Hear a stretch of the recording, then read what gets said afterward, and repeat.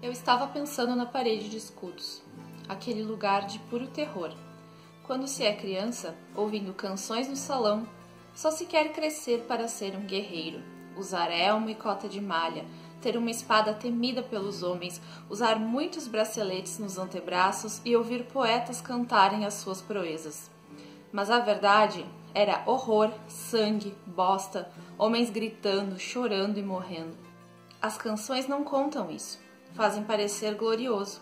Eu estive num número demasiado de paredes de escudos e agora cavalgava para decidir se estaria em mais uma, a maior de todas, e eu temia a pior. We bid forward. O destino é inexorável.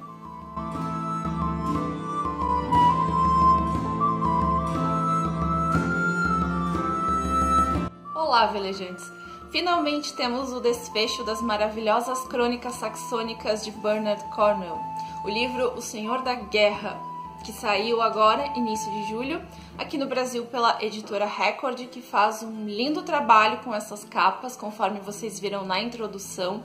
Aqui finalmente temos o desfecho do desenho que as 13 capas formam. E não só a editora fez um trabalho muito bom, como também o autor, o Bernard Cornwell, como sempre. Eu ainda não li nada do autor que eu não tenha gostado. Devo avisá-los que esse vídeo pode conter algum spoiler sobre os livros anteriores ao Senhor da Guerra, tá? Eu não vou revelar nada sobre esse livro em específico, apenas vou falar um pouquinho sobre o cenário dele ali no início da narrativa, né? E cenário esse que é decorrente dos acontecimentos anteriores, dos acontecimentos dos outros 12 livros, né? Se estamos em algum lugar agora foi pelo que aconteceu antes. Então não tem como falar do último livro de uma série sem mencionar alguns fatos importantes e relevantes que já aconteceram na série. Então pode ser que alguém que ainda está lendo ali pelo livro 6 ou 7... tome algum spoiler importante. E é claro, alguns fatos que vou mencionar aqui não podem ser considerados spoiler, pois trata-se de uma série de romance histórico. Então sabemos pela história do mundo, principalmente da Europa aqui nesse caso, que realmente ocorreram. No vídeo que eu fiz falando sobre o penúltimo livro da série, o livro 12, A Espada dos Reis, até vou deixar aqui nos cards se alguém não tiver visto ainda, eu comentei que eu estava ansiosa pelo desfecho, mas ao mesmo tempo eu estava triste por ter que me despedir do Uhtred, me despedir de todos esses personagens, porque foram anos acompanhando essa série e eu me apeguei muito e considero uma das minhas séries de livro favoritas. E eu esperava um desfecho épico, digno para essa série que eu gosto tanto, e já adianto que não me decepcionou. Esse livro tem tudo que um fã de Bernard Cornwell espera dele. A série contou toda a vida de Uhtred de Bebbanburg, um saxão que foi criado por dinamarqueses. E apesar de ter adotado os costumes dos dinamarqueses, as crenças, tudo, ele sempre lutou ao lado dos saxões durante a saga, muitas vezes contra a sua vontade.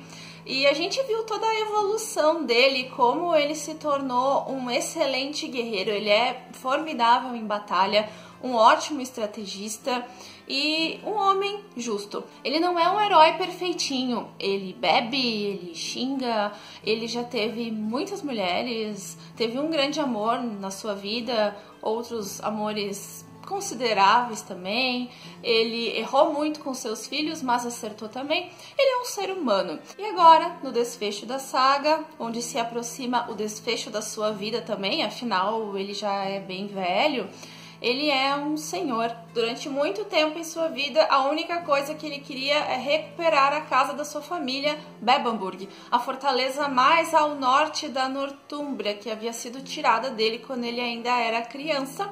E quem já tá aqui pela finaleira da saga também sabe que ele finalmente recuperou Bebbanburg ali pelo livro 11, se não me falha a memória. E agora tudo que ele quer é morrer em paz em Bebbanburg, como ele sempre quis. Ele já esteve em paredes de escudo demais durante a sua vida, já participou de guerras demais e ele não quer mais isso. Ele quer evitar a todo custo se meter em mais uma guerra, né, e ir de novo para a parede de escudos. Mas o destino é inexorável, como ele mesmo fala, e aqui no Senhor da Guerra ele se vê mais uma vez em meio a um conflito. O nome do primeiro livro da série é O Último Reino, e esse nome faz referência ao reino de Wessex, que era o reino mais ao sul do território onde hoje em dia conhecemos por Inglaterra. Naquela época eram vários reinos separados e tínhamos o reinado lá em Wessex de Alfredo, que foi o primeiro rei que sonhou em unificar todos esses reinos saxões em um só, no que eles chamavam na época de Anglaterra. E no início da série, ali no livro O Último Reino, nós temos as invasões dos nórdicos, principalmente dos dinamarqueses, né? O que a grande mídia chama de vikings. E eles conseguiram tomar dos saxões a maioria desses reinos. Eles vieram lá do norte, pela Nortúmbria, tomaram a Nortúmbria, a Angla Oriental, a Mércia. E o único reino que sobrou, uma partezinha pequena, foi o Essex. Aqui nós já temos a situação contrária, porque a partir disso os saxões foram lutando, né, de volta para tomar os seus reinos de volta. Isso tudo a partir do rei Alfredo de Wessex. E com a ajuda do Uhtred, é claro, o nosso personagem principal. Então, no último, a gente pode considerar que temos de novo um último reino, agora é a Nortúmbria, porque os saxões conquistaram de volta todos os reinos mais ao sul e só faltou o do norte, que é a Nortúmbria, que é onde o Uhtred vive. Além do Uhtred, que é pagão, que mora ali, temos outras pessoas que também seguem a fé pagã e temos alguns nórdicos também que moram ali em paz a princípio, né? E esse reino ali da Nortúmbria, ele está agora no final da saga com um rei nórdico e faz fronteira com a Escócia, que nessa época era reinada por Constantino. O Essex e os demais reinos saxões do sul já estão unificados, né? Já começou a se formar ali o sonho da Anglaterra de Alfredo. E quem continuou tocando esse sonho foram seus filhos e agora o seu neto que está no poder, que é o Æthelstan. Na nossa ficção aqui, o Uhtred ajudou o Æthelstan a chegar no poder, a tomar o trono, que era dele por direito, mas para refrescar a memória aí, nos livros anteriores rolou um boato de que o Æthelstan fosse bastardo, mesmo ele sendo o primogênito do rei Eduardo, filho de Alfredo. Então coube ao Uhtred protegê-lo, ensiná-lo a lutar e travar uma guerra por ele, né? Ele jurou para tia do Æthelstan, a Æthelflæd, que foi uma mulher muito importante para a história ali também, que ele iria proteger e ia ficar ao lado de Æthelstan. E consta que os boatos de que ele era bastardo eram falsos, porque havia um padre que afirmava que o Eduardo realmente tinha casado com a mãe do Æthelstan perante ele, né, perante esse padre, e o que valia na época era isso, era o casamento cristão ali pro pessoal, ali pros saxões. Então o Æthelstan não era bastardo, ele era herdeiro legítimo, mas mesmo assim tiveram que travar uma guerra para colocar ele no poder e o Uhtred ajudou muito ele. Quando o Æthelstan conseguiu o trono, ele jurou pro Uhtred que não invadiria a Nortúmbria enquanto o Uhtred fosse vivo, que ele deixaria as coisas como estão. Não que o Uhtred morra de amores pelo rei que tá ali no trono da Nortúmbria, né? Muito pelo contrário. Mas ele só queria ficar quieto lá em Bebbanburg, longe de guerras, longe de tudo, só queria ficar em paz e não ter que tomar lados. Afinal, ele é saxão, mas ele também é um pagão, então em muitas coisas ele se identifica mais com os nórdicos do que com o povo saxão. Só que o Uhtred começa a desconfiar que Æthelstan quebrou o juramento que fez para ele, porque ele começa a saber de uma movimentação ali na Nortúmbria, descobre que Æthelstan está marchando para o norte. Ao mesmo tempo, os nórdicos começam a querer invadir também os reinados saxões do sul.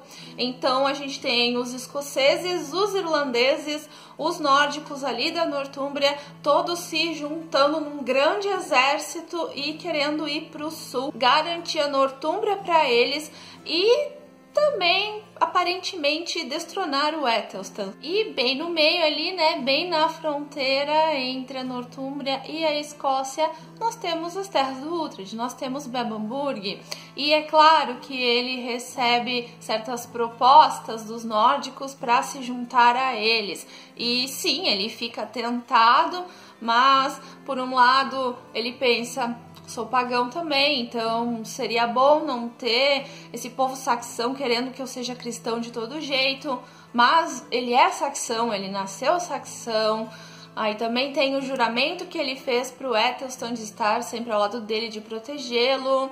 Aí, por outro lado, ele acha que o Eccleston talvez esteja quebrando o juramento que, por sua vez, fez a ele. Então, ele fica nesse impasse e ele precisa decidir em qual lado ele vai estar nessa guerra que promete ser a maior de todas. E é óbvio que temos grandes batalhas nesse livro, temos a tensão da parede de escudos, temos Uhtred estrategista, tudo que já estamos acostumados nos livros da série, e eu fiquei bem satisfeita. Todo mundo sabe o quanto eu aprecio as cenas de batalha do autor, então sim, eu tava esperando uma grande batalha, eu tava esperando algo sangrento, tava esperando uma coisa épica, e claro, o autor fez o que eu esperava, ele simplesmente me encheu os olhos d'água e me tirou o fôlego. Mas eu também ri bastante durante o livro.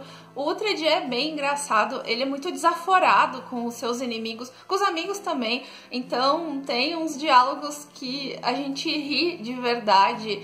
E um personagem que tem essas cenas engraçadas aí com o Uhtred é o Finan. E o Finan, ele é assim o amigo mais leal do Uhtred e eles se conheceram, eu não lembro exatamente em que livro foi, mas quando eles eram novos, eles foram escravos em um navio juntos, né? E o Finan, que é irlandês, acabou indo embora junto com o Uhtred e ficou com o Uhtred lutando ao lado dele até hoje. Então, agora no desfecho, os dois estão velhos, mas não perderam a sua essência. E eu acho o Finan sensacional, ele também é um lutador em batalha, assim, que se equipara ao Uhtred. É muito legal as cenas dele. E tem uma cena dele em específico aqui no Senhor da Guerra que é de cair o queixo.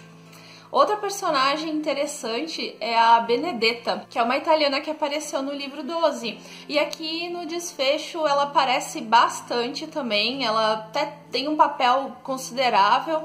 E ela também tem uns trechos engraçados, mais leves, assim, pra história. Eu gostei bastante dessa personagem também. Outro personagem que vale a pena destacar é aquele filho mais velho do Uhtred, aquele que virou padre. Aí o Uhtred ficou pistola com ele, considerou ele a vergonha da família, né? Começou a travar uma briga particular ali com o filho dele. Aqui nesse livro a gente vai ver ele também.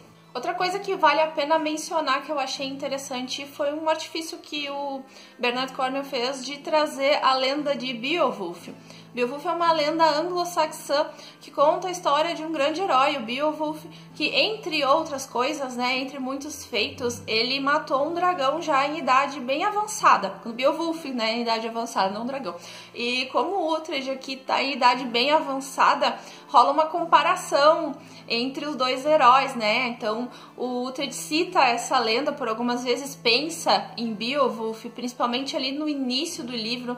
Ele vê um dragão vindo do norte, aí ele interpreta aquilo como um presságio, aí é citada essa lenda. Enfim, achei interessante o autor trazer à tona essa lenda porque ela é uma lenda bem famosa. Então o livro é assim, por vezes temos uma atmosfera tensa, aí daqui a pouco já tem um alívio cômico, mas o que não temos de forma alguma é monotonia. Acontecem coisas toda hora até o final, acontecem algumas reviravoltas, em alguns momentos a gente não faz ideia em quem o Uhtred pode confiar, e mesmo sabendo da história do desfecho, né, o que vai acontecer, porque conhecemos a história da Inglaterra, a gente fica muito tenso lendo, sobretudo porque tememos pela vida dos personagens que gostamos. Então, é aqueles livros que a gente não quer largar.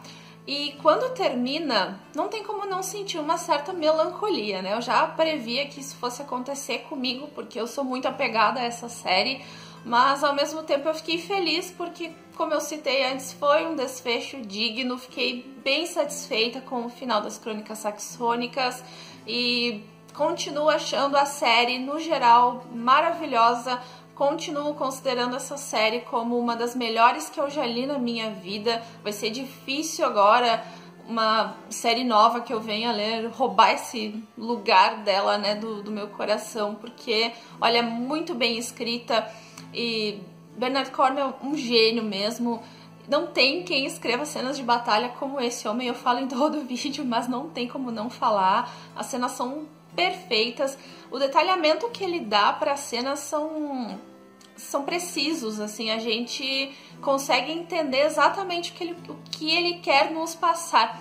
E normalmente quando há muito detalhamento são nessas cenas, ele não é um autor assim que fica enrolando demais, então tudo que ele fala é necessário pra gente entender alguma coisa, o que torna a leitura bem dinâmica, principalmente nas crônicas saxônicas. Se você por acaso ainda não leu e tem medo de se aventurar por ser uma série muito comprida, vai sem medo, porque tu nem vai ver o tempo passar com esses livros. Além do entretenimento, lendo esses livros a gente aprende bastante sobre história, aprende sobre as guerras da época, sobre estratégias de guerra também, né? Como é que tudo era executado, porque o Bernard, ele considera muito a história verdadeira, ele pesquisa muito antes de escrever, então ele tenta manter um máximo de fidelidade porque realmente acontecia, né? Claro, ele tem a licença poética, afinal é ficção histórica, mas no geral a gente vai aprender bastante coisa com os livros dele, principalmente a história da Europa, que é bem interessante.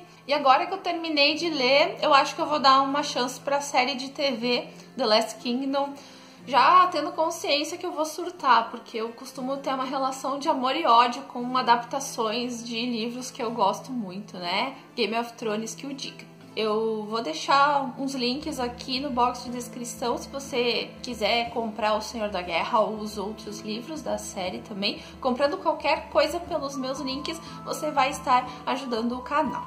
Obrigada por assistirem até aqui, até semana que vem e tchau!